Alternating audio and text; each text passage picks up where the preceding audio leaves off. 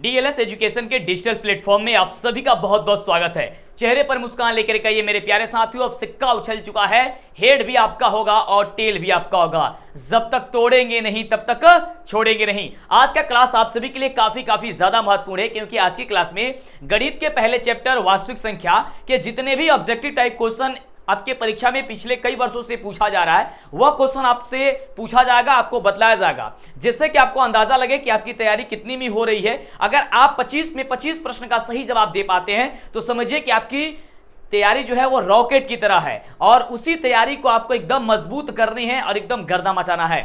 मेरा किताब भी मार्केट में आ चुका है, आप मेरे किताब को भी खरीद करके आप बढ़िया तरीके से पढ़ाई कर सकते हैं। उसका फोटो दिखा देते हैं। डीएलएस एजुकेशन मंटू सर मांगेगा किताब आपको मिल जाएगा, रोशनी पब्लिकेशन से आपको किताब मिल जाएगा। फिलहाल इस वीडियो को लाइक और चैनल को सब्सक्राइब करके दोस्तों में शेयर कीजिए, और जो भी क्वेश्चन आपके स्क्रीन पे आ रहा है सभी क्वेश्चन का एक एक करके आप लोग जवाब दीजिएगा काफी जबरदस्त तरीके से। तो सबसे पहला नंबर क्वेश्चन ये रहा आपके स्क्रीन पे, लेकिन हाँ, वीडियो को लाइक और चैनल को सब्सक्राइब करना नहीं भूलना है आपको। फटाफट से वीडियो को लाइक और चैनल को सब्सक्राइब कीजिए और दोस्तों में दबा के शेयर कीजिए। आइए पहले क्वेश्चन का जवाब दीजिए। शानदार क्लास आपका शुरू हो चुका है और शानदार क्वेश्चन का शानदार तरीके से आपको जवाब देनी है। सबसे पहला नंबर क्वेश्चन आपके स्क्रीन पे है कि निम्नलिखित में कौन सी अभाज्य संख्या है। यहां पे 4 ऑप्शन आपको दिया गया है। ये 2021 में क्वेश्चन पूछा गया था, जो कि काफी शानदार क्वेश्चन है, और इस वर्ष भी यह क्वेश्चन पूछे जाने की काफी ज्यादा संभावना है। तो फटाफट से बताइए इसका जवाब क्या होगा। बिल्कुल, तो आपको सबसे पहले इस क्वेश्चन को सॉल्व करने के लिए आपको यह पता जरूर होनी चाहिए कि अभाज्य संख्या किसे कहते हैं। देखिए, जिनको पता नहीं है, हम सारा क्वेश्चन को एक एक करके आपको डिस्कस करके आपको बताएंगे। देखिए, सबसे पहले ये समझाते हैं आपको कि अभाज्य संख्या किसे कहते हैं। तो वैसी संख्या जो स्वयं और एक के अलावा किसी अन्य संख्या से विभाजित न हो, उस वैसी संख्या को हम लोग कहते हैं अभाज्य संख्या। जैसे कि 3 को अगर हम कहें कि आप इसे विभाजित कीजिए, इसका खंड निकालिए, तो 1 और 3 होगा। यह 1 और स्वयं संख्या से विभाजित हो रही है। उसी प्रकार से अगर हम 5 लेते हैं और 5 को बोलते हैं तो 1 और 5 से होगा, इसके अलावा किसी अन्य संख्या से नहीं होगा, तो यह आपका अभाज्य संख्या हो जाएगा। उसी प्रकार से इस ऑप्शन से आपको चूज करके बताना है कि बिल्कुल राइट जवाब क्या होगा। तो काफी बच्चों का जवाब आएगा कि ऑप्शन सी होगा, 13 होगा। तो बिल्कुल आपका सी नंबर ऑप्शन सही है, क्योंकि 13 का अगर आप विभाजित करते हैं, इसका अगर गुणखंड निकालते हैं तो 1 और 13 होगा। यह 1 और स्वयं संख्या से विभाजित हो रही है, इसलिए इसका बिल्कुल सही जवाब क्या हो जाएगा, ऑप्शन नंबर सी हो जाएगा। चलिए अगले प्रश्न का जवाब दीजिए। फटाफट से आपके सामने अगला नंबर क्वेश्चन स्क्रीन पे आ चुका है, और दबा के फटाफट से शेयर कर दीजिए आपके पास जितने भी व्हाट्सएप ग्रुप है। और हाँ, एक चीज तो हमने भूल ही गया है, आपके लिए हमने खुद का आपके लिए व्हाट्सएप ग्रुप बना दिया है। आपको वहीं पे नोट्स, पीडीएफ, ऑनलाइन टेस्ट प्रतिदिन वहां पे चल रही है, तो आप लोग टेस्ट देना और नोट्स प्राप्त करना नहीं भूलना है आपको। और वहां पे मेरा ऑफिशियल ऐप का भी लिंक आपको मिल जाएगा, तो जाइए फटाफट से, नीचे डिस्क्रिप्शन में लिंक दिया गया है, आप ज्वाइन हो जाइए, या फिर कमेंट में भी हम आपको पिन अप कर देंगे, यानी कि वहां पे लिंक डाल देंगे। ठीक है, फिलहाल चलिए अगला क्वेश्चन का जवाब बताइए। चलिए, और नंबर पे देखिए, कॉल वगैरह बाबू नहीं करना, प्लीज आपसे रिक्वेस्ट है। कॉल कीजिएगा फिर वो रिसीव नहीं होगा, फिर आपको दिक्कत होगा। जो भी कहना, नीचे कमेंट बॉक्स खुला है, फटाफट से करते रहिए जो भी कहना है आपसे। चलिए अगला है कि यदि a और b अभाज्य संख्या है तो लसा ab का क्या होगा। और ये भी क्वेश्चन 2021 में पूछा गया था, बड़ा ही शानदार क्वेश्चन है। कह रहा है कि अगर a और b, ध्यान दीजिएगा, अगर a और b दोनों का दोनों अभाज्य संख्या है, यानी कि 1 और स्वयं संख्या से विभाजित होगा, इसके अलावा किसी अन्य संख्या से विभाजित नहीं होगा, तो इसका जो लसा होगा, यानी कि लघुत्तम समापवर्तक जो होगा, वह एलसीएम होगा, वह क्या होगा। तो आप सभी जानते हैं, और एक बात याद करके रखिएगा कि जब भी आपको अभाज्य संख्या आए तो वहां पे उन संख्याओं को गुणा कर दीजिएगा, यानी कि a इंटू बी हो जाएगा। a इंटू बी को आप लोग गुणा कीजिएगा तो ए बी हो जाएगा, यानी कि आपका राइट आंसर हो जाएगा ए बी। तो देखिए ऑप्शन में कहां दिया गया है, A B, option number C में ही दिया गया है, तो सी नंबर आपका बिल्कुल राइट जवाब हो जाएगा। इसी प्रकार से कोई भी क्वेश्चन आएगा आपको एकदम गर्दा मचा देंगे। चलिए अगले क्वेश्चन की ओर बढ़े, बिल्कुल बढ़ते हैं। अगला क्वेश्चन ये रहा आपके स्क्रीन पे, बड़ा ही शानदार क्वेश्चन।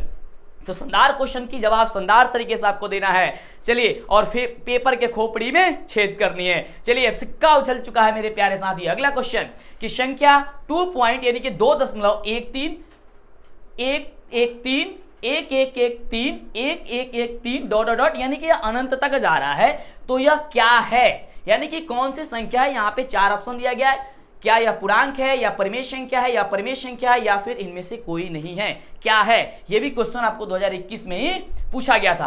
तो सबसे पहले आप समझिए कि परिमेय और अपरिमेय संख्या किसे कहते हैं। वैसे तो सभी बच्चों को पता होगा। तो देखिए वैसी संख्या जिसे हम लोग P/Q के रूप में लिख सके उसे कहते हैं परिमेय। क्या कहते हैं? परिमेय संख्या कहते हैं। लेकिन जिसे हम लोग P/Q के रूप में नहीं लिख सके, क्या कर सकते? नहीं लिख सके, उसे कहते हैं हम लोग अपरिमेय संख्या। क्या कहते हैं उसे कहते हैं हम लोग अपरिमेय संख्या। तो देखिए ध्यान से, अब P/Q के रूप में किसे नहीं लिख सकते हैं? देखिए यहां पे 3-4 कंडीशन होता है। पहला, जो संख्या रूट में होगा। अगर रूट में कोई संख्या होगा, जैसे √3 है, तो √3 को आप लिख सकते हैं, P/Q के रूप में नहीं लिखिएगा।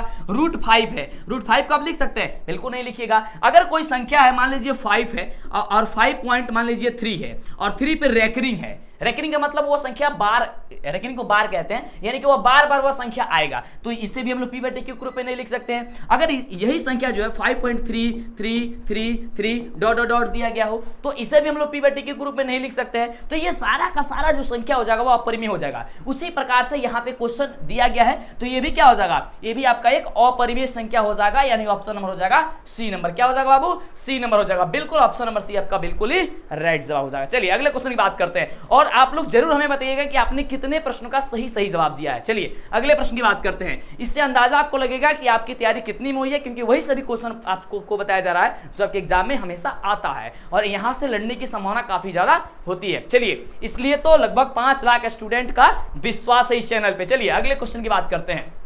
अगला क्वेश्चन, और आपका सपोर्ट और प्यार इसी तरीके के मिलते रहेगा तो हम लोग जबरदस्त करेंगे। चलिए अगले क्वेश्चन की बात करते हैं। अगला क्वेश्चन कह रहे हैं कि सहअभाज्य संख्याओं का मसा कितना होता है। ये तो बड़ा छोटा सा सिंपल क्वेश्चन है कि सहअभाज्य संख्या का मतलब, देखिए सहअभाज्य संख्या का मसा एक ही होता है। ये तो इसकी परिभाषाएं से पता चल जाती है। ये भी क्वेश्चन 2021 में इंडिकेट कर दिया गया है कि पूछा गया था। क्या होता है? एक होता है। बिल्कुल इसका राइट जवाब सही बच्चे दे दिए होंगे। इसका क्या होता है? एक होता है। नहीं पता है, याद कर लीजिए कि सहअभाज्य संख्याओं का मसा एक होता है। अगले क्वेश्चन की बात करते हैं फटाफट से। अगला क्वेश्चन, अगला कह रहा है कि यदि m एक धनात्मक पूर्णांक है। अब यहाँ पे ध्यान दीजिएगा, क्योंकि काफी बच्चे यहाँ पे गड़बड़ कर देते हैं, लेकिन गड़बड़ आपको नहीं करनी है, जबरदस्त तरीके से तैयारी करनी है। कह रहा है कि यदि m एक धनात्मक पूर्णांक है तो धनात्मक विषम पूर्णांक का रूप क्या होगा। यह भी 2021 में। अब कह रहा है देखिए m यदि एक धनात्मक पूर्णांक है, m एक क्या है?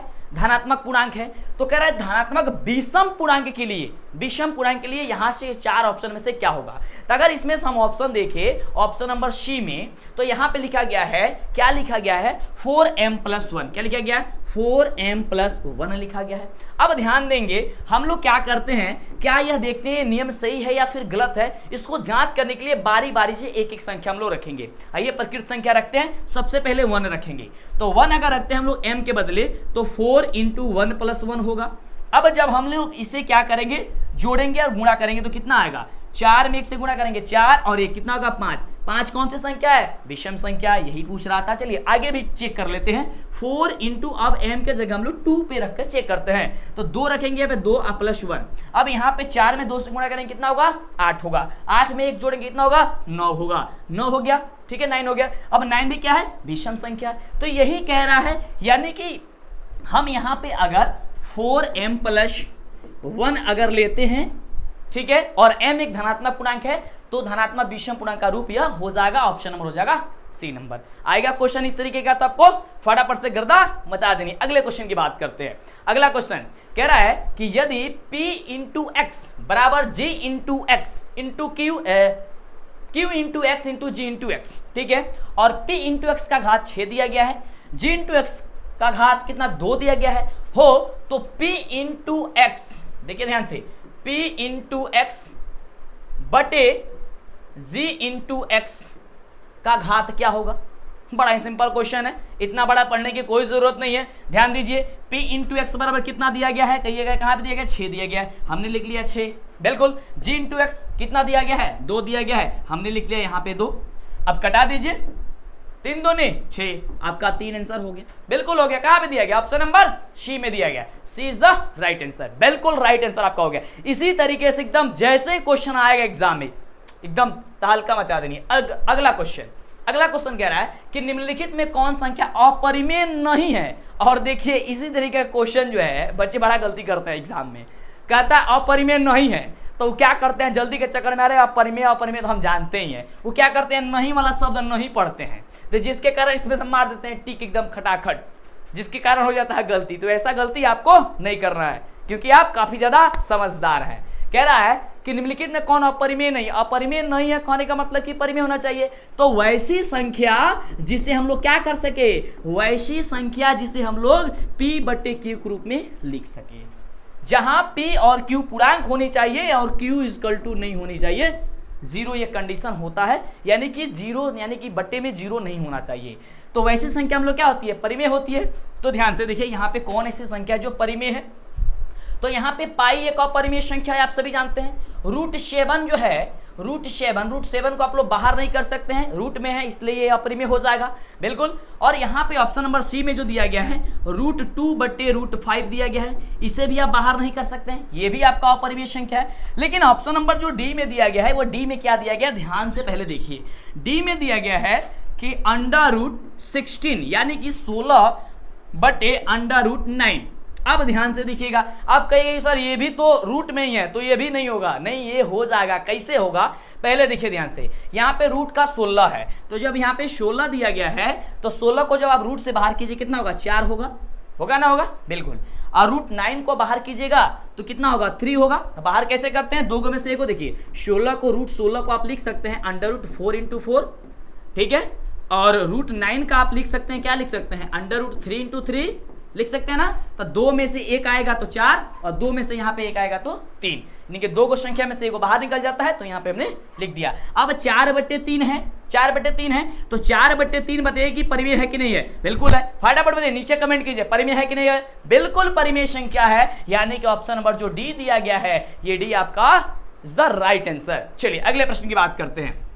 क्या कह रहा है कि यदि दो संख्याओं का गुणनफल 2166 है एवं उनका मसा 19 है तो उनका लसा क्या होगा, आपको ये बताना है। बड़ा ही शानदार क्वेश्चन है, पता है तो नीचे कमेंट कीजिए, नहीं पता है कोई दिक्कत नहीं है। ध्यान से देखिए, यहाँ पे एक नियम का हम लोग पालन करेंगे, यानी कि एक रूल होता है। क्या पूछा गया है, लसा। तो लसा बराबर हम सभी का सूत्र होता है कि दोनों संख्याओं का गुणनफल, यानी कि दो संख्याओं का गुणनफल आप लोग कॉपी पे निकाल करके बताइए फटाफट से। दो संख्याओं का गुणनफल बटा होता है मसा। क्या होता है, मसा। ध्यान दीजिएगा, अगर लसा पूछेगा तो दो संख्याओं का गुणनफल बटा मसा होता है, और मसा पूछेगा तो दो संख्या का गुणनफल बटा नीचे लसा होता है। अब देखिए, दो संख्याओं का गुणनफल यानी कि लसा निकालना था हम लोग को, तो लसा यानी कि लघुत्तम समापवर्तक, तो दो संख्या का गुणनफल तो दे ही दिया गया है, यानी कि 2166 है ना, बटा मसा यानी कि महत्तम समापवर्तक कितना दिया गया, 19 दिया गया है। अब इसे बस कटा दीजिए, कटा दीजिए, क्या कीजिएगा, कटा दीजिएगा, तो 19 से कम 19 और फिर से बच जाएगा 19 में, यानी कि 114 कितना होगा, 114 आपका ऑप्शन में है, बिल्कुल है, ऑप्शन नंबर सी में है, आपका ऑप्शन नंबर हो जाएगा सी नंबर। आपको क्या करना है, सिंपल सा 2166 बट्टे आपका 1900 भाग दे देना है। अब इतना माथापेची मत कीजिएगा एग्जाम में, बस आप छोटा सा काम कर लीजिएगा। जब आपका फटाफट से ऑब्जेक्टिव टाइप क्वेश्चन आएगा तो क्या कीजिएगा, जो भी दो संख्या का गुणनफल दिया होगा उसमें आपको बटा कर देना है जो भी संख्या दिया गया है उससे, ठीक है। जो पूछेगा वो आपका निकल जाएगा फटाफट से। अभी मत ये फॉर्मूला लिखेगा, सूत्र लिखेगा, फिर बनेगा, तो फिर इससे में क्या होती है, ज्यादा समय लगता है, ठीक है। चलिए आगे बात करते हैं। अगला क्वेश्चन गायब हो गया है, चलिए अगला क्वेश्चन यहाँ है। अगला क्वेश्चन कह रहा है कि 144 के अभाज्य गुणखंडों में 2 का घातांक क्या होगा। घातांक का मतलब होता है पावर, उसका क्या होगा, ठीक है। तो ध्यान दीजिएगा, 144, तो इसके लिए क्या करना है आप लोग, 144 यानी कि जो भी दिया गया होगा इसका आप लोग गुणनखंड कर लीजिएगा। तो 144 है, अब इसे 2 से डिवाइड कीजिए, कितना होगा, 7 दूनी 14, 2 दूनी 4, 72 होगा, ठीक है। यहां से कीजिएगा 2 से, तो 3 दूनी 6, 36 दूनी 72, फिर 2 से कीजिएगा 18 दूनी 36, फिर 2 से कीजिएगा 9 दूनी 18, फिर 3 से कीजिएगा 3 एकम 3, और फिर 3 से कट जाएगा, आप जाएगा 1। अब यहाँ पे कह रहा है कि 2 का घातांक कितना है, यानी कि 2 कितना बार आया है, तो 144 बराबर क्या हो गया, 2 into 2 into 2 into 2 into 3 into 3, ठीक है। अब देखिए 2 का घातांक 1 2 3 4 बार आया है, यानी कि 2 का पावर कितना हो गया, 4, यानी कि 4 आपका ऑप्शन हो जाएगा। देखिए कहां पर दिया गया है, ऑप्शन नंबर सी में दिया गया है, आपका ऑप्शन नंबर हो जाएगा सी नंबर। समझ में आ रहा है ना, बिल्कुल। तो इसी तरीके से कोई भी क्वेश्चन आएगा आपको फटाफट से बना देनी है। चलिए, अभी तक वीडियो को लाइक नहीं किया, दबा के लाइक कीजिए फटाफट से। चलिए अगला क्वेश्चन कह रहा है कि निम्नलिखित में कौन सा अपरिमेय संख्या है, क्या है, अपरिमेय संख्या, यहां से भी आपको क्या बताना है, अपरिमेय संख्या। अब अपरिमेय संख्या बताना है यानी कि क्या हो, या तो वो रूट में होना चाहिए, नहीं तो उस पे बार यानी कि रेकरिंग होना चाहिए, नहीं तो उसके अंत में मतलब कि पॉइंट पॉइंट आना चाहिए, मतलब डॉट डॉट डॉट आना चाहिए, नहीं कि अनंत तक वो जाए, ऐसी कोई संख्या होनी चाहिए। तो ध्यान दीजिए यहां पे ऑप्शन नंबर ए में ही दिया गया है अंडर रूट का 17। कितना दिया गया है, अंडर रूट दिया गया है 17, 17 दिया गया है। तब देखिए अंडर रूट 17 को यानी कि रूट 17 को हम लोग बाहर नहीं कर सकते हैं, ये रूट 17 का रूट 17 होगा, तो जब भी रूट में आएगा यानी कि वैसे संख्या जिसे p बटे q के रूप में हम लोग नहीं लिख सके, आसान भाषा यही है। या फिर जो रूट में हो, रूट से बाहर नहीं कर सकते, वही आपका आंसर हो जाएगा, यानी कि ए नंबर हो जाएगा आपका बिल्कुल राइट जवाब। चलिए अगले प्रश्न की बात करते हैं। अगला क्वेश्चन अगला है कि निम्नलिखित में कौन सा अभाज्य संख्या, देखिए ये भी क्वेश्चन आपको अभाज्य संख्या से ही पूछा गया है, बड़ा ही शानदार क्वेश्चन है। कह रहा है आपको शुरू में ही हमने बताया कि अभाज्य संख्या से क्वेश्चन जरूर आता है और 100% लिख लीजिए, अवश्य आएगा ये क्वेश्चन, गारंटी है इसकी, क्योंकि बड़ा साल ये क्वेश्चन पूछा है, बहुत बार क्वेश्चन ही पूछा है। तो अभाज्य संख्या क्या होती है, वैसी संख्या जिसका यानी कि जो स्वयं और एक के अलावा किसी अन्य संख्या से विभाजित नहीं हो, वैसी संख्या को हम लोग अभाज्य संख्या कहते हैं। शुरू में नहीं हमने बताया है आपको। चलिए तो यहां देखिए ध्यान से, कौन ऐसी संख्या है जो एक और स्वयं से विभाजित होगी, किसी और संख्या से नहीं, तो यहाँ पे 41 होगा, यानी कि 41 होगा। 41 को किससे होगा, 1 और 41 से ही होगा, यानी 41 से होगा, इससे ज्यादा नहीं होगा किसी और संख्या से। तो यही आपका राइट जवाब हो जाएगा, ये आपका क्या हो जाएगा, अभाज्य संख्या हो जाएगी। ठीक है, चलिए अगले क्वेश्चन की बात करते हैं।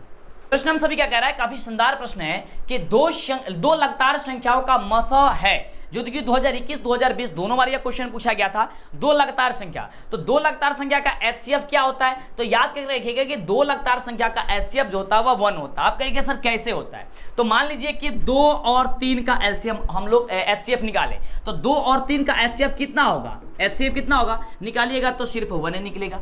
ठीक है, यानी कि कोई भी दो लगातार संख्या निकाले, जैसे 3 और 4 निकालेंगे आप, ठीक है, इसका भी एचसीएफ अगर आप निकालें तो इसका भी एचसीएफ आपका 1 ही होगा, यानी कि कोई भी निकालें आपका क्या होगा, एचसीएफ 1 ही आएगा। इसलिए आपका आंसर क्या हो जाएगा, ऑप्शन नंबर डी में दिया गया है। तो जितने भी बच्चे ऑप्शन नंबर डी दे रहे हैं उनका ऑप्शन नंबर डी बिल्कुल ही राइट जवाब है, बिल्कुल ही करेक्ट जवाब है। ठीक है, बढ़िए अगले क्वेश्चन की ओर। बिल्कुल, चलिए तो अगला क्वेश्चन ये रहा आपके स्क्रीन पे।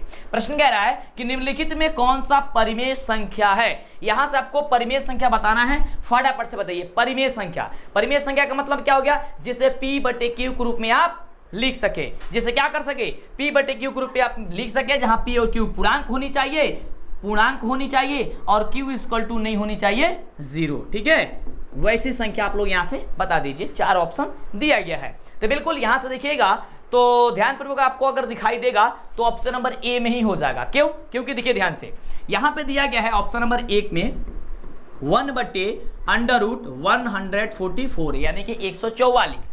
जब 1 का आप लोग वर्गमूल यानी कि इसको रूट से बाहर कीजिएगा तो 1 होता है, और 144 को क्या होता है, अंडर रूट आप 12 गुने 12 लिख सकते हैं ना, बिल्कुल। तो 1 बट्टे अब 2 में से 1 बाहर जाएगा, तब रूट आपका खत्म हो जाएगा, यानी कि हो जाएगा 1 बट्टे की 12, यानी 1 बट्टे का 12 क्या है, आपका परिमेय संख्या है। इसे p बट्टे q के रूप में आपने लिख दिया, यानी कि अंश बट्टे हर के रूप में लिख दिया, लेकिन अंतिम में ये q बराबर 0 नहीं है, यानी कि हर का मान 0 नहीं है। ये कंडीशन लागू हो रहा है, बिल्कुल। तो ऑप्शन नंबर हो जाएगा ए नंबर, बिल्कुल राइट जवाब। समझ में आ रहा है, बिल्कुल। तो ऐसा ही क्वेश्चन आपके एग्जाम में आता है, और इतनी छोटी छोटी बातों को आपको ध्यान देना होता है, तब भी जाकर के एग्जाम में बेहतर रिजल्ट आता है। और आपको तो बेहतर नहीं, बेहतर से बेहतर रिजल्ट आ रहा है, क्योंकि सिक्का उछल चुका है, हेड भी आपका होगा और टेल भी आपका होगा। सूरज की तरह चमकने के लिए सूरज की तरह जलना बहुत जरूरी है। जैसे कि पसीने से हम एकदम भीग चुके हैं, लेकिन फिर भी आपकी क्लास है तो जरूर हम कंटिन्यू हैं, तो आपको भी कंटिन्यू इसी तरीके से रहना है और एकदम गर्दा रिजल्ट लाना है। आपको टॉपर तक का सफर आसानी से तय करना है। अगला क्वेश्चन देखिए, ये क्वेश्चन बड़ा ही शानदार क्वेश्चन है। कह रहा है कि किसी पूर्णांक p के लिए प्रत्येक समपूर्णांक रूप क्या होता है, किसी पूर्णांक p के लिए। अब देखिए ध्यान से, एग्जाम में क्या करता है, p के जगह कोई दूसरा संख्या दे देता है और उसका नाम लिख देता है। ठीक है, तो इससे गड़बड़ नहीं होनी चाहिए। p पूछेगा तो p वाला ऑप्शन रहेगा, m पूछेगा तो m वाला ऑप्शन रहेगा, q पूछेगा तो q वाला ऑप्शन रहेगा। ऑप्शन में और क्वेश्चन में जो भी होगा आप लोग को ध्यान देना है। देखिए p के लिए प्रत्येक समपूर्णांक क्या होना है, मतलब समपूर्णांक क्या होगा, तो p के लिए समपूर्णांक होगा 2p। क्या होगा, 2p। अगर m पूछता है तो 2m हो जाएगा।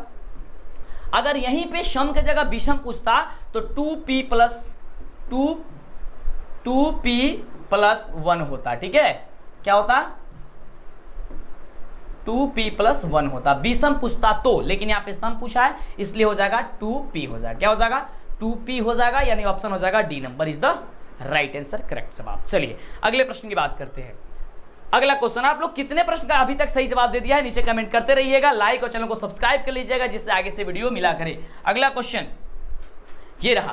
क्वेश्चन कह रहा है कि निम्नलिखित में किसका दशमलव प्रसार अशांत है। अब देखिए यहां से क्वेश्चन आपके एग्जाम में एगो जरूर रहेगा, यानी 1 नंबर पक्का यहां से आपके एग्जाम के लिए। ध्यान से समझ लीजिएगा जो आपको हम बताने वाले हैं। कह रहा है कि अशांत है यहां से कौन। अब देखिए दो चीज होता है, एक होता है शांत, ध्यान दीजिएगा, और एक होता है आपका अशांत। क्या होता है? एक होता है शांत और एक होता है अशांत, है ना। ये शांत और एक अशांत। अब देखिए कंडीशन क्या लागू होता है, कोई भी परिमेय संख्या हो, यानी कि P/Q के रूप में लिखा गया हो और उसके हर का गुणखंड यदि हम लोग करें, यानी कि Q का गुणखंड करें तो 2 और 5 आए, यानी कि 2 के पावर m और 5 के पावर n के रूप का आए तो वह हो जाएगा शांत। क्या होगा? वो हो जाएगा शांत।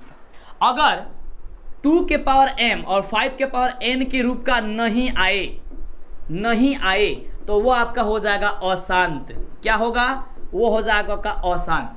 यानी कि कोई भी परिमेय संख्या हो उसके हर हम लोग ले लेंगे, उसके अंश से कोई मतलब नहीं है। अगर हर का गुणखंड करेंगे तो केवल 2 और 5 आएगा, चाहे खाली 2 आए चाहे केवल 5 आए या 2 और 5 दोनों आए तो वह शांत। अगर अशांत में ध्यान दीजिएगा, अगर 2 आ जाए लेकिन उसमें कोई और भी संख्या आ जाए तो भी वो अशांति है। ऐसा नहीं कि एक बार भी 2 आ जाए तो अशांत होगा, नहीं, ऐसा चीज नहीं है। अब देखिए ध्यान से, यहाँ पे कौन जो है अशांत है, यानी कि किसका दशमलव प्रसार अगर हम लोग करें, मतलब कि अगर हम लोग उसके हर का गुणखंड करें तो 2 और 5 के अलावा कोई दूसरा संख्या आ जाए। तो देखिए ऑप्शन नंबर बी में दिया गया है 39/243, यानी कि 243, 39 बटे कितना दिया गया? 243 दिया गया है। ये आपका अशांत हो जाएगा। लेकिन इसमें का अगर कोई भी अगर आप ये लोग करेंगे तो ये 2 और 5 ही आएगा। जैसे देख लीजिए यहाँ पे बता देते हैं 23/50 दिया है। हमने आपको बताया था कि सर आप लोग क्या कीजिएगा, आप लोग हर का गुणखंड कीजिएगा, अंश से मतलब नहीं है। हर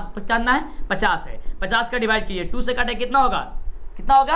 तो यहाँ से 2 से हो जाएगा 10 या कितना हो जाएगा जी? 25 दूनी 50, मिटो यार, 2 से करेंगे 50 को, यहां होगा 25 दूनी 50, फिर 5 से डिवाइड होगा 5 और यहां 5 से डिवाइड होगा 1। ठीक है, यहां पे क्या आया? केवल 2 और 5 आया, इसके अलावा कोई दूसरा संख्या नहीं आया है, तो ये हो जाएगा शांत। इसके अलावा अगर ऑप्शन नंबर सी में बात करते हैं तो ये आपका 1600 है ना जी, 1600 है। तो 1600 दिया गया है।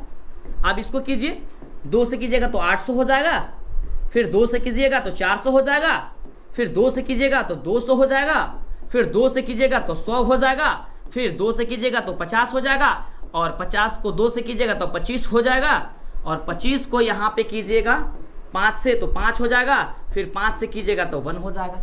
आपने देखा कि केवल 2 और 5 आया, इसके अलावा कोई दूसरा संख्या नहीं है, तो ये शांत हो जाएगा। उसी प्रकार से अगर 625 है, 625 को भी आप कर देते हैं, आइए कर देते हैं, 625 है, ठीक है। 625 किससे जाएगा? डायरेक्ट 5 से जाएगा, 5 से विभाजित होगा, ये हो जाएगा 25 5 625, ठीक है। फिर 5 से कीजिएगा 50 25, 5 से कीजिएगा तो हो जाएगा 1। यहाँ पे भी केवल 5 आया। तो इन तीनों ऑप्शन में, ये तीनों जो ऑप्शन दिया गया, option number A, option number C और ऑप्शन नंबर डी, ये तीनों का तीनों शांत हैं, लेकिन यह केवल अशांत है। तो ऑप्शन केवल एक क्वेश्चन हम लोग का अशांत ही पूछा गया था, तो आपका आंसर यहां से हो गया।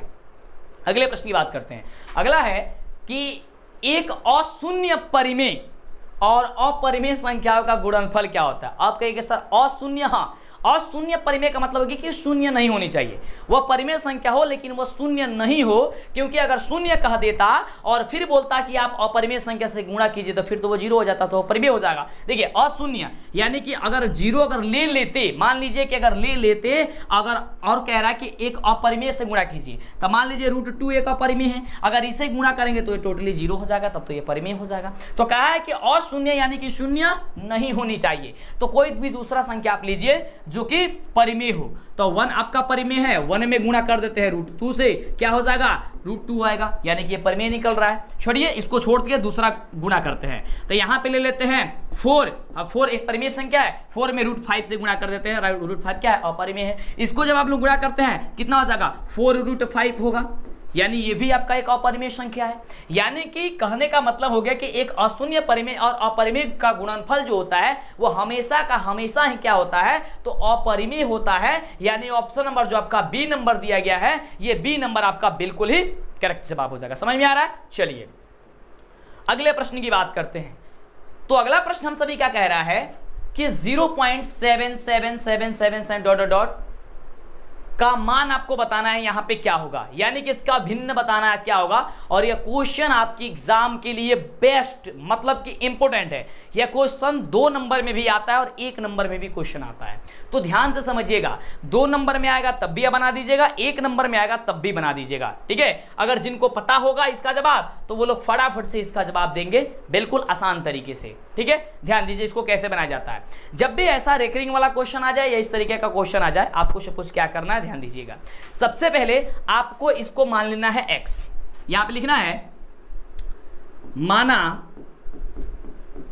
माना x इक्वल टू, माना हमने क्या माना है, माना x बराबर दिया गया है हम सभी का 0.777 ... अनंत तक दिया गया है। इसको हमने मानेंगे, यहां पे मानेंगे इसे समीकरण नंबर 1, ठीक है। अब क्या करेंगे, समीकरण नंबर जो 1 हमने माना, समीकरण नंबर 1 में दोनों पक्षों में ये बच्चे काफी ज्यादा गलती करते हैं। 10 से गुणा करने पर क्या करेंगे, हम इसमें 10 से गुणा करेंगे। तो जब दोनों पक्षों में गुणा करेंगे, x में 10 से गुणा करेंगे, कितना हो जाएगा, 10x हो जाएगा, ठीक है, बराबर तो बराबर। अब 0.7777 में आप लोग जब 10 से गुणा कीजिएगा कितना होगा, 7.7777 ... आ जाएगा। देखिए ध्यान से, यहाँ पे 0.777 ... है, इसमें कर देना है 10 से गुणा। तो 10 से गुणा कीजिएगा तो क्या होगा, 1 दशमलव है ये इस साइड आ जाएगा ना, तो अब 7.77 हो जाएगा। तो वही चीज हमने यहाँ पे लिख दिया। अब इसको मानेंगे हम लोग समीकरण नंबर 2। कितना मानेंगे, इसको मानेंगे हम लोग समीकरण नंबर 2। अब क्या करेंगे, समीकरण नंबर 2 में से समीकरण नंबर 1 को घटाने पर क्या करेंगे, समीकरण नंबर 2 में से समीकरण नंबर 1 को घटा देंगे। तो समीकरण 2 क्या है, 10x बराबर, देखिए 2 नंबर का क्वेश्चन है, 77 ... ये हम लोग का समीकरण नंबर 2 है। इसको मैं घटाएंगे समीकरण x को, x इक्वल टू, देखिए इसे हम डायरेक्ट भी बता सकते थे कि 7/9 आ जाएगा इसका आंसर, ठीक है। लेकिन ऐसी गलती नहीं करनी है आपको, क्योंकि 2 नंबर में आता है तो आपको सारी चीजें समझ लेनी है। तो 10x बराबर 7.777, ये दूसरा हो गया। उसमें घटाएंगे पहले समीकरण को, तो पहला समीकरण है x इक्वल टू, क्या माने थे, 0.777 ...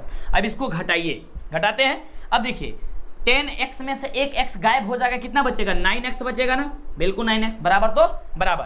अब यहां पे ध्यान देंगे, यहां पे 7.77 में से यहां घटेगा तो कितना बचेगा, केवल 7 बचेगा ना, बिल्कुल। यानी कि 9x बराबर हो गया 7, यानी कि 7। तो 9x बराबर जब 7 दे दिया गया है तो x बराबर क्या हो जाएगा, 7/9 हो जाएगा ना, बिल्कुल, क्योंकि जो गुना में रहता है वो भाग में चला जाता है। तो 7/9 कहां पे दिया गया है, ऑप्शन नंबर ए में दिया गया है। तो आपका option number is the correct answer, right जवाब। इसका अगर स्क्रीनशॉट लेना चाहें ले सकते हैं फटाफट से, या फिर आप हमारे ग्रुप में भी जुड़े होंगे तो वहां पे मिल जाएगा। हाँ, टेलीग्राम में जुड़ना मत भूलिएगा, क्योंकि व्हाट्सएप ग्रुप में फुल हो जाता है मेंबर, बच्चे सब जुड़ के फुल कर देते हैं ग्रुप को। तो इसके लिए आप टेलीग्राम पे जुड़िए। अगर आप एक ग्रुप में जुड़ गए हैं तो फिर दूसरे ग्रुप में मत जुड़िए, व्हाट्सएप ग्रुप की बात कर रहे हैं। क्योंकि काफी बच्चे क्या करते हैं, एक मान लीजिए बहुत सारा ग्रुप बनाया गया है तो एक ही बच्चे कई ग्रुप में होते हैं, तो ऐसा गलती मत कीजिएगा, ठीक है। ओके, और कोई भी दिक्कत होता है नीचे कमेंट कीजिए, कॉल या मैसेज करेंगे व्हाट्सएप वगैरह पे तो फिर नहीं बात हो पाएगी। प्लीज रिक्वेस्ट कर दे, आप समझ सकते हैं कि कितनी मेहनत होती है, समय नहीं मिल पाता है, सो इसलिए, ठीक है। लेकिन जितनी भी मेहनत हो रही है वो आपके लिए हो रही है, इसमें कोई भी मतलब दिक्कत होने वाला आपको नहीं है, एकदम शानदार तैयारी होगा। अगला देखिए क्वेश्चन कह रहा है कि 19 नंबर, ये तो बड़ा छोटा क्वेश्चन है कि पाई है, पाई क्या है। तो पाई एक अपरिमेय संख्या है, ये ध्यान दीजिएगा, क्या है, पाई आपका एक अपरिमेय संख्या है। क्या है? पाई आपका एक अपरिमेय संख्या है, यानी ऑप्शन नंबर हो जाएगा C is the right answer, correct answer हो जाएगा। चलिए अगले प्रश्न की बात करते हैं। अगला प्रश्न कह रहा है कि निम्नलिखित में से कौन अभाज्य संख्या है। ये भी आपको अभाज्य संख्या ही बताना है। देखिए बार बार आपको अभाज्य संख्या दिया गया है क्योंकि ये पूछा गया है क्वेश्चन। अब इसलिए यहां पे दिया जा रहा है तो आपको एकदम कंठस्थ याद हो जाए, जिससे परीक्षा में आए तो आपका एक नंबर गड़बड़ ना हो, क्योंकि एक नंबर से ही आप टॉपर से सेकंड टॉपर हो जाएंगे। तो फर्स्ट टॉपर को क्या से क्या नहीं मिलता है, लेकिन सेकंड टॉपर को बहुत थोड़ा कम मिलता है, और जो भी टारगेट लोग करता है फर्स्ट टॉपर को ही करता है। तो एक नंबर से भी आप सेकंड हो सकते हैं, तो ऐसा चीज नहीं करनी है। एक नंबर के लिए भी आपको लड़ना है और एकदम जी तोड़ मेहनत करनी है। तो आइए कह रहा है कि निम्नलिखित में कौन अभाज्य संख्या। अभाज्य संख्या कौन होती है? वैसी संख्या जिसे हम लोग वैसी संख्या जो एक और स्वयं के अलावा किसी अन्य संख्या से डिवाइड ना हो, विभक्त ना हो, वैसी संख्या कहते हैं। तो यहाँ पे क्या हो जाएगा? हो जाएगा ऑप्शन नंबर बी नंबर दिया गया 23। क्या हो जाएगा? 23 हो जाएगा। यानी कि 23 है, 23 को 1 और 23 से ही डिवाइड कर सकते हैं, किसी अन्य संख्या से इसे विभाजित नहीं कर सकते हैं। सो इसलिए यह क्या हो जाएगा? ऑप्शन नंबर बी जो होगा वह बिल्कुल ही आपका करेक्ट जवाब होगा। अगले प्रश्न की बात करते हैं। अगला प्रश्न आपके स्क्रीन पे कि निम्नलिखित में से कौन परिमेय संख्या है। परिमेय बताना है, यानी कि जिसे हम लोग P/Q ग्रुप में लिख सके। क्या कर सके? जिसे हम लोग P/Q ग्रुप में लिख सके, यानी कि P/Q ग्रुप में कौन यहाँ पे लिखा गया है। तो देखिए ऑप्शन नंबर सी में क्या दिया गया है, ध्यान दीजिएगा, 2√3/√, दिया गया है 3। अब कहेंगे कि सर ये परिमेय है क्या? परिमेय है, बिल्कुल ये परिमेय है। कैसे है? देखिए ध्यान से, बटा में है तो √3 से √3 कट जाएगा, बचेगा केवल कितना? केवल 2 बचेगा। तो 2 क्या हो जाएगा? 2 इज द परिमेय संख्या, यानी कि आपका क्या हो जाएगा? ऑप्शन नंबर सी का राइट आंसर हो जाएगा। चलिए अगले प्रश्न की बात करते हैं। अगला नंबर प्रश्न हम सभी क्या कह रहा है कि यदि 65 तथा 117 का मसब 65m-117 के रूप का है, तो m का मान हम सभी को बताना है कि m का जो मान होगा, जो वैल्यू होगा वो क्या होगा। तो ध्यान दीजिएगा, इसको बनाने के लिए देखिए ये जो क्वेश्चन है ये आपको 2 नंबर 3 नंबर में पूछा जाता है और 1 नंबर में पूछा जाता है, और सबसे ज्यादा बच्चे इसको गलती करते हैं। देखिए ध्यान से, सबसे पहले इसमें क्या करना होता है, सबसे पहले 65 और 117 का आप लोग को HCF निकालना होता है। तो सबसे पहले आप लोग इसका HCF निकालिए, 65 और कितना 117 को। ठीक है, आप 65 को क्या लिख सकते हैं? 5 इंटू आप लिख सकते हैं 13 × 5 = 65, और इसको लिख सकते हैं 3 इंटू 17, क्योंकि 3 में 3 से गुणा कीजिए, कितना होगा? 3 × 9 और 9 में यहाँ 13 होगा जी। कितना होगा यहाँ पे? 3 × 3 = 9 और 9 13 कितना होता है? 117। ठीक है, अब देखिए यहाँ से, अब यहाँ पे 13 जो होगा वो क्या निकल जाएगा? आपका HCF निकल जाएगा, क्योंकि जो मैच करता है, जो मिलता है दोनों में HCF होता है। यानी इसका HCF जो हो गया वो कितना हो गया? 13 हो गया। यानी कि 65m-117 का HCF कितना आ गया? 13 आ गया। अब 65m बराबर, अब ये माइनस में उस साइड जाएगा, आपका पक्षांतरित हो जाएगा, यानी कि 13 + 117 हो जाएगा। हो जाएगा नहीं हो जाएगा? बिल्कुल हो जाएगा। अब यहाँ पे 65m बराबर कितना हो जाएगा?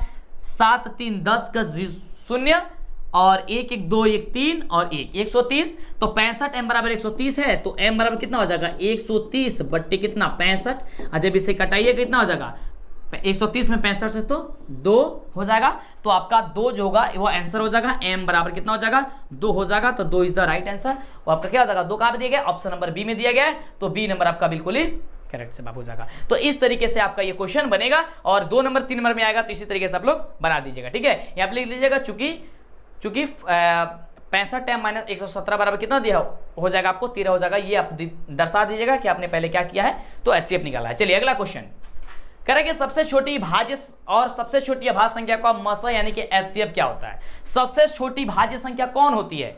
तो सबसे छोटी भाज्य संख्या होती है आपका 4। कितना होता है? 4। ठीक है, ये आपका हो जाएगा भाज्य। कौन है यह? सबसे छोटी भाज्य संख्या। ठीक है, और सबसे छोटी अभाज्य संख्या, सबसे छोटी और यहां पे भी हो गया छोटी अभाज्य संख्या। कितना होता है? 2 होता है। अब इन दोनों का मसा कितना होगा? मसा निकाल लीजिए। आप लोग 4 को क्या लिखिएगा? 1 × 2 × 2 लिखिएगा। ठीक है, ये नो लिखिएगा 1 × 2 × 2 लिखिएगा, और 2 को क्या लिखिएगा? 1 × 2 लिखिएगा। तो मिलेगा क्या दोनों में? केवल 2 मिलेगा, यानी कि HCF आपका इसका क्या हो जाएगा? 2 हो जाएगा। तो क्या होता है सर, आपका हो जाएगा आपका यहाँ से 2 नंबर बी नंबर हो जाएगा, यानी कि आपका बी नंबर आपका बिल्कुल राइट जवाब हो जाएगा। चलिए अगले प्रश्न की बात करते हैं। तो अब अगला नंबर क्वेश्चन कह रहा है, बड़ा ही शानदार क्वेश्चन है कि 5 के कितने अभाज्य गुणखंड है, जो कि 2020 के एनुअल एग्जाम में पूछा गया था। बड़ा बढ़िया क्वेश्चन। और ये क्वेश्चन वो कहते हैं बच्चे कि ये गुणखंड इसका नहीं निकल देगा हमसे, ठीक है, कभी बच्चे से नहीं निकलता। देखिए 5 को कैसे निकालेंगे, ये 5 से डिवाइड होगा तो 1 एकम 1, 0 का 0 और 1 ओके हम यहाँ पे हो जाएगा 1, ठीक है। चलिए 5 को 5 से डिवाइड करेगा तो 1001 आएगा। फिर इसे 5 से डिवाइड होगा, अभी होगा 7 से, ठीक है। तो 7 एकम 7 और उसका हो जाएगा 7 चुका 28 और 7 त्रिक 21, ठीक है, 143 होगा। अब 143 किससे कटेगा, 9 से भी नहीं कटेगा, एक बार 11 से कटेगा, ठीक है। 11 से कटेगा तो कितना हो जाएगा, 11 एकम 11 और 11 3 33, ठीक है। चलिए अब ये किससे कटेगा, तो ये कटेगा 13 से, 13 एकम 13। अब पूछा गया है अभाज्य गुणखंड के 5 के कितने अभाज्य गुणखंड है, तो 1 2 3 4, कितने हैं 4। कहाँ पे ऑप्शन है, ऑप्शन नंबर बी। तो B is the right answer, correct जवाब आपका हो जाएगा ऑप्शन नंबर बी, ठीक है। चलिए आगे बात करते हैं। ये रहा आपका लास्ट क्वेश्चन, और अभी तक जो बच्चे वीडियो को लाइक और चैनल को सब्सक्राइब नहीं किया कर लीजिए और देखते हैं कि कितने बच्चों का 25 में 25 सही जवाब हुआ है। आप लोग फटाफट से नीचे कमेंट कीजिएगा।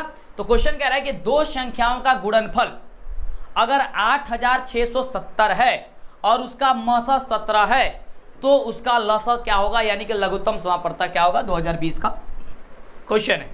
तो आपको हमने शुरू में बताया कि अगर लघुत्तम समापवर्तक निकालना होगा तो सूत्र होता है दो संख्याओं का गुणनफल, दो संख्याओं का गुणनफल, संख्याओं का गुणनफल, गुणनफल बटे होता है HCF यानी कि मसा, ठीक है। अगर लसा यहाँ ना रह के यहाँ मतलब कि अगर मसा पूछता तो लसा यहाँ पे देते यानी कि LCM देते, ठीक है।